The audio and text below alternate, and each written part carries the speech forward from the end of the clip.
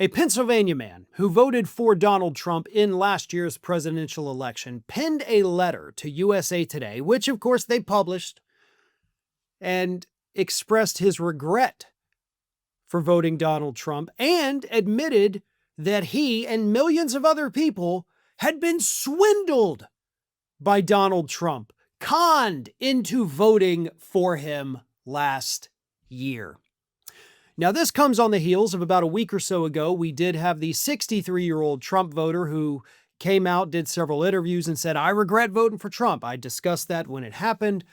And I mentioned at the time that, boy, we really are getting inundated with these stories every few days at this point of Trump voter here says, "Man, I regret it. This guy conned me." Trump voter over here says, "Wow, I made a big mistake." The more of these stories that we see, the brighter the future becomes for this country, right? There's hope. As long as these people admit a couple things, not just that, "Wow, I shouldn't have voted for Trump." That's good. That's the starting point, but that's not it. It's, "I shouldn't have voted for Trump. He lied to us.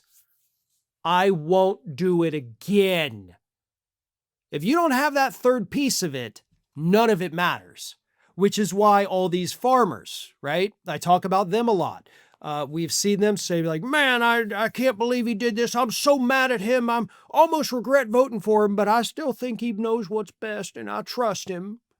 So it's like, okay, well, I don't have sympathy for you. I'm not going to sit here and waste my time on somebody who's refusing to learn a lesson after they've been repeatedly throughout his first and second term screwed over by him.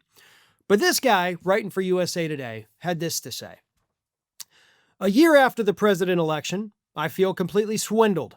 If the presidential election were held today with the same candidates, I would sit it out. There was a hope that they would be willing to listen to us, but unfortunately, that's not happening." Now, here's the thing. The guy that wrote this is a self-described enthusiastic libertarian by the name of Morgan Morgus, which sounds kind of like a Harry Potter character. No offense, buddy. But Morgan Morgus wrote in his letter to USA Today that he felt chiefly outraged by the MAGA administration's One Big Beautiful Bill spending measures, given that he'd enthusiastically backed the preceding cost-cutting drive under its Department of Government Efficiency.